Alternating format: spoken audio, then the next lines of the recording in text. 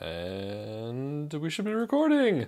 Hi, it's Ted from Mob Rules, and you're joining me now with the Ted Radio Hour. It's the Ted video, a few moments.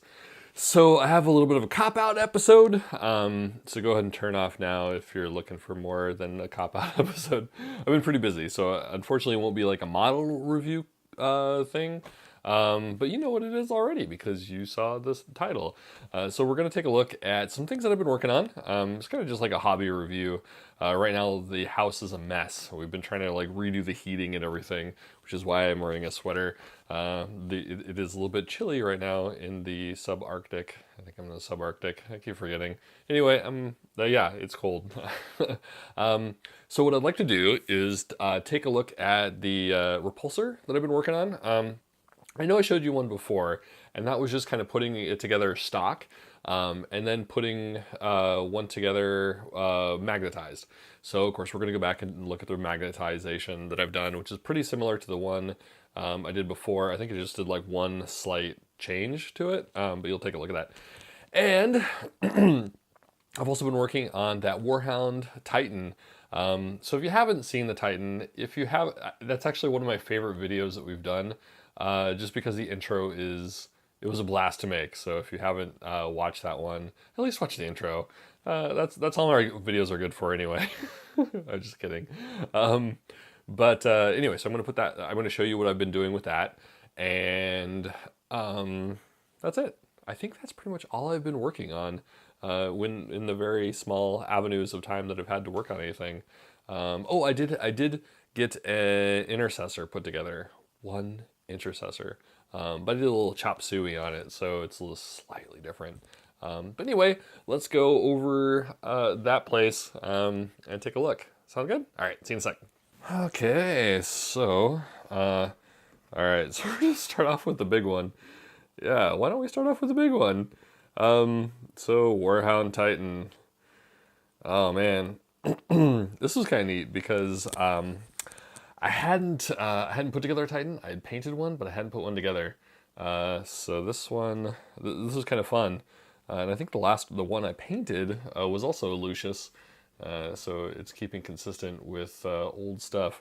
I got it mostly put together. There's a couple things I haven't. And my buddy, if you watch that video of the unbagging, you can probably hear a little bit more about the story. But he got both heads, and when I was putting it together, I forgot to ask which head he wanted, because there's like a wolf head, and then there's like a regular head, a regular-ish head. I don't know what's regular, but yeah. So I put together the other head, and then I was ready to glue it on, and then I was like, oh, you know what? I should ask Dante which one he wants. And he wanted the wolf head, which is not the one I put together. So apparently the headrests they only had one set of headrests. I mean, there's like two sets of guys that go in there. There's two sets of princeps. Or not sets of princeps, but there's two princeps. There was two blank seats, so I had to build some headrest out of plastic card. So I guess that's, that skill's going to good use. So there's some of the headrests that I built. They're pretty similar to what that was already on there. The only thing I didn't really put on was the rivets on the back, but now it has headrests. So, yay, headrest! All right. One of the things that he really wanted, so this one is, I haven't got around to putting the tubes in yet. Tubes are such a pain in the ass. Oh my god. I mean, you have to take these guys and you have to bend them in hot water and then put them in. And they just suck balls. I really hate them. So I'm kind of dragging my feet on a lot. And then let's see, we have the interior. It's just stock. This is the way it is. And then let's see. So that's that.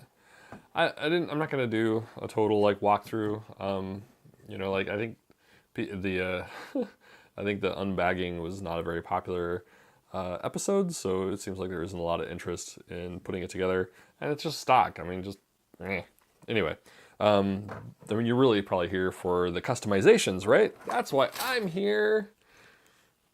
That and all the great YouTube revenue. Ha ha ha ha ha ha ha. We still haven't received a check yet.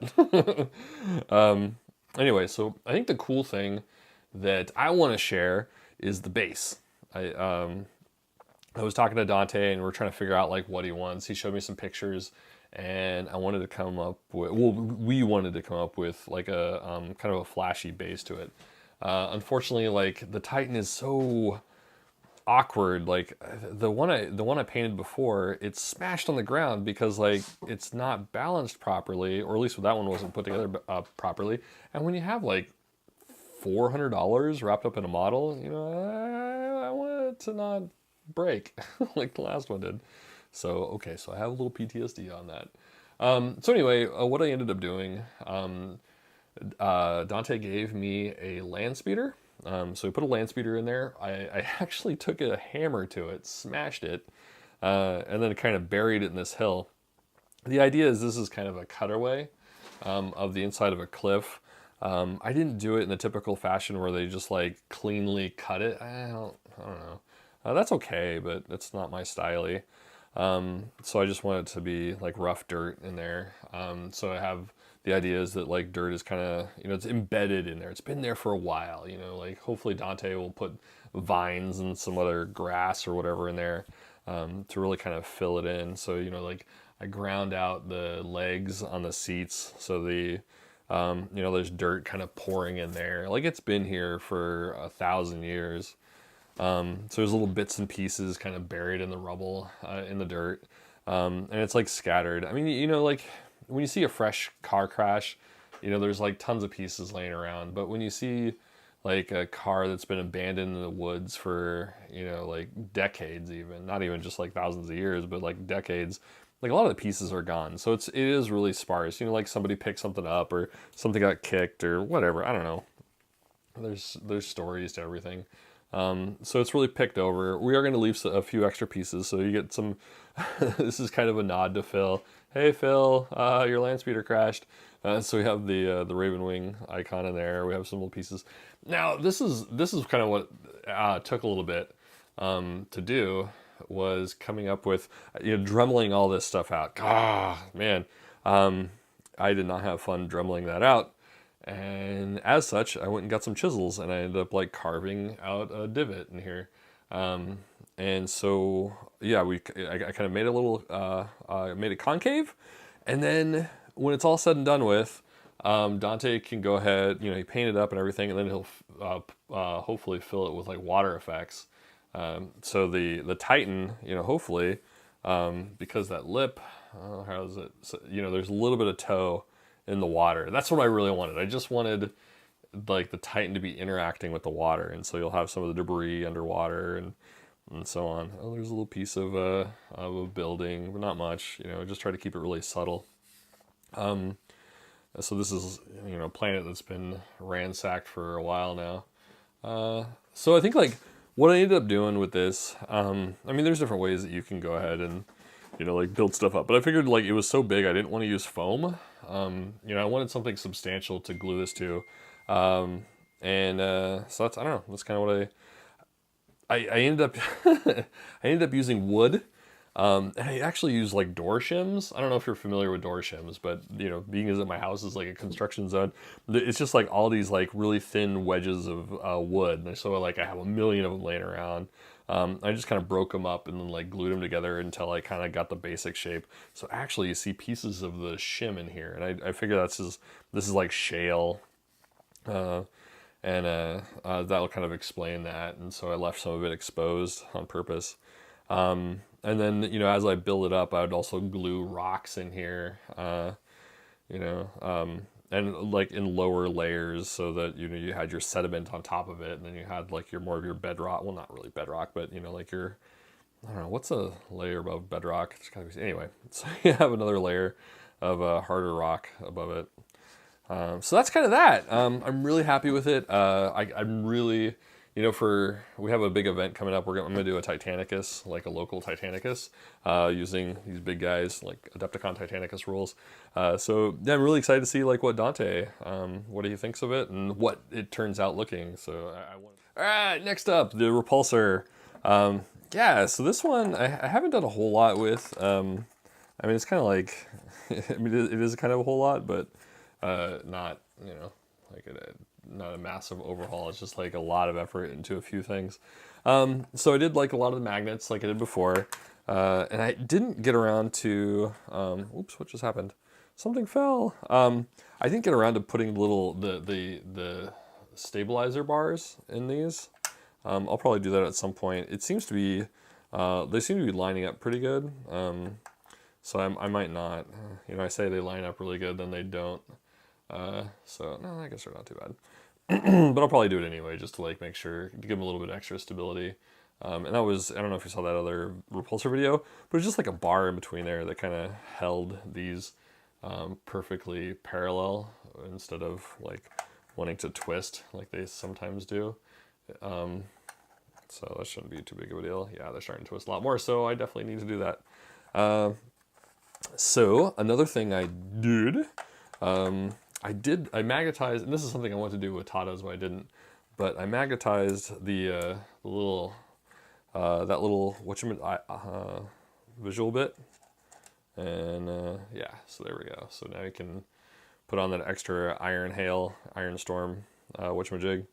But I think I'm gonna try and keep it simple because this guy gets really expensive. It's more expensive than a Land Raider, and let's just keep it easy. So then of course this is magnetized. There's little pieces in there, and then there's corresponding pieces on either side. What else? These guys magnetized, of course. So you can do that, or the bolters, storm bolters. Yeah, okay, those storm bolters. Okay, right. So missiles, storm bolters. Gotcha. Right. Blub blub blub blub blub. I got some icons. This is for my Iron Hands, of course. So, what else is there? I haven't got around to it. I think I might magnetize those guys. I'm not too sure. I think I'm starting to get a little nitpicky with all the magnetizations. Yeah, but we'll see. I more than likely will, because I think that's the only places those represent the upgrade. So yeah, I'll just go ahead and do that. All right, so here's the fun part. Trying to make it Iron Handsy, as I always say. Iron Hands are tinkerers. So what I did here is I added the optic bit off of a Valkyrie, Vendetta Valkyrie. And so I've done this before. I had an army called the Iron Fist. Iron Fist. Yeah, Iron Fist. It's an actual chapter. It's in the Space Marine book. But anyway, so it's I made that little shroud out of plastic card. I am gonna fill in, I think, the cracks right here. I tried to use super glue, but it didn't quite do. Sometimes it works when it's really small, but not really in this case. Also, so I did have a problem earlier with these two pieces not lining up, so I did stick a little bit of green stuff in there. That seemed to be a good solution here. That's okay. It's a good solution. A lot of people are having that issue with this not lining up with the top piece. Green stuff is okay. It'll work. It's fine. I did have it was a little bit harder over here. I do have to do some more sanding, but it'll smooth out. Although I did hear that if you shave down, okay, so if you're familiar with putting this guy together, you know that this long piece right here, it's like a little toboggan. Apparently, I had this like theory. I asked one of our viewers, and he said he tried it after the video, but he said, yeah, if you shave down the very top of the toboggan, the very edge of the toboggan on the upper side, just a little bit, just because I think it kind of pooges, and it probably pushes this up and this out. So if you do that, and you just like rubber band the crap out of this guy, you should be fine. So that is an issue. Just go ahead and be aware of that. The last thing on this guy that I want to show you, which is even cooler than the little optic-y bit, is this servo arm that's not completed yet. So I created the housing. This is the housing. So little motor in there. This is bass guitar string. I can't remember which string it is, even though I play bass. I was really, really bad about knowing the strings and the chords and everything. Probably why I wasn't picked up by a major label. But yeah, so it's a piece of plastic card. I think it's like a couple, it's like a square dowel that I cut in half and put in there. So one half on one side, one half on the other side, and then I shored up the center of it in there. You can kind of see that recess area in the middle. And then put a couple little plastic tubes with the thingamajig. Shaved off some little bits in there for bolts.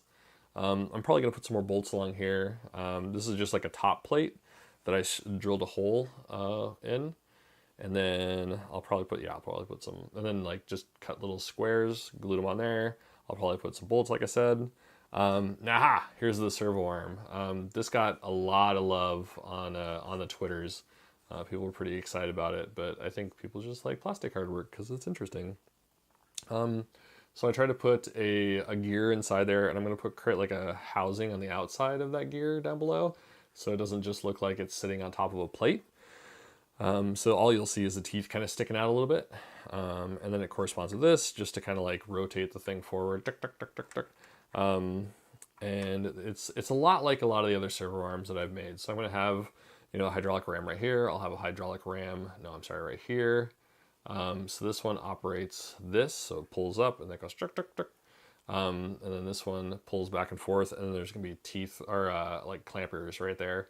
Although that was the original plan. And then I realized that if this thing operates the way I expect it to, it's going to be coming down here, it's going to be picking up material, and it's going to be wheeling it around and sticking it in that door. But you see that problem? It really isn't sticking it in the door, it's just bringing it to the door. Which I guess is okay. Well, maybe the crew could pick it up. But when it's people's sandwiches and you're really afraid of the elves shooting you in the face, and you really need your sandwich, and the elves are really trying to shoot you in the face, you know what I'm saying? You gotta be able to like put your groceries inside. So I'm probably gonna have like a little a hinge right there. So as this comes and slides over, it's able to actually like put the sandwiches in there. So. Okay, they are iron hands. They don't eat sandwiches. I don't know why, but they just don't. So that's kind of it. At some point, I'll glue this down, but right now it's just kind of right there. It's fine. So anyway, so like when it's driving along, this is kind of the profile you'll get. So it'll kind of reminds me of a lot of the trucks that I grew up in a construction family, so we see a lot of booms on the back of trucks, so people can pick up an engine, stick it in the back of their flatbed or whatever. So it kind of reminds me of growing up. Yay! So there's that. All right, so final thing I've worked on. I am trying to slowly build up some Primaris guys. This was just like a ever so slight mod. It was actually somewhat inspired by Leaky Cheese. I was kind of, I was watching some of his, I think it was his Reaver video. He had the plastic, or he had the blue Reavers. And he was doing some mods in the arms, which is something I do on a regular. But I think like watching some of the videos and like watching his intensity, I was like, you know what, I think it would also look cool if you did like some leg chops too. Maybe I should have suggested that, but so I decided to practice on one of these guys, so I wasn't like blatantly ripping Leaky Cheese off. So I just like took a leg, kind of chopped the back side of it, all the bendy bit, and then all I do with this is like I literally cut the back and then push it into shape. I can't remember if it snapped or not. I don't think it did. I think it just like bent the plastic. And the cool thing about this, I really super dig the Primaris, is that because that front plate glues on, I don't have to really worry about like cutting. Like normally I'd cut the knee pad and I would kind of bend it, and maybe I'd green stuff behind the knee pad a little bit. There's a lot more work to it. So I think this is, the Primaris are a little bit more forgiving, in that you can just like chop the back, move it over, glue this on, and call it good. Like it doesn't take a lot. There's some green, like some really crappy green stuff in there. Just to kind of fill this up, because these were not the legs for him. I kind of just found what worked. And I can't remember what the original pose was that I wanted for him. So I wanted to have him kind of holding his bolter, kind of like that, like resting it on his knee or something. And then I wanted to have him with the other, like the Dick Tracy flippy flip on his arm open, but the pose just didn't work out. No. I wanted to have his arm with the flippy flip, the Dick Tracy communication device, on his knee, but I just couldn't get the knee up high enough. That's what it was. So we ended up going with this instead. So the bolter on the knee, sort of, or at least the handle. But yeah, I'm pretty happy with it. It's not revolutionary or anything, but I think it just adds like a little extra flavor to it. And honestly, like I love how beefy these his shins look compared to his height. I think it just looks nice and chunky. But he's not very iron handsy right now. I gotta change that. I'm not gonna mess with this guy, but there'll be some other guys that are gonna have to get some leg swaps for some bionic whatnots. So anyway, that's all I got going on right now. Like I said, it's a little bit of a cop-out. I'm not really reviewing something in particular, just kind of giving you a basic what I've been up to. I hope you dig it. Let me know if you're interested in these kind of things. I guess like your viewers are gonna, or the views are gonna tell me that too. But and maybe we'll just start like a hey, what have I been working on series. So I'll try to go back to doing some more reviews later on. But right now I gotta get the house taken care of. And thank you so much, John, for stepping up last week and doing that review of the shoulder pads. So you guys had something to look at last Wednesday. But anyway, catch you later.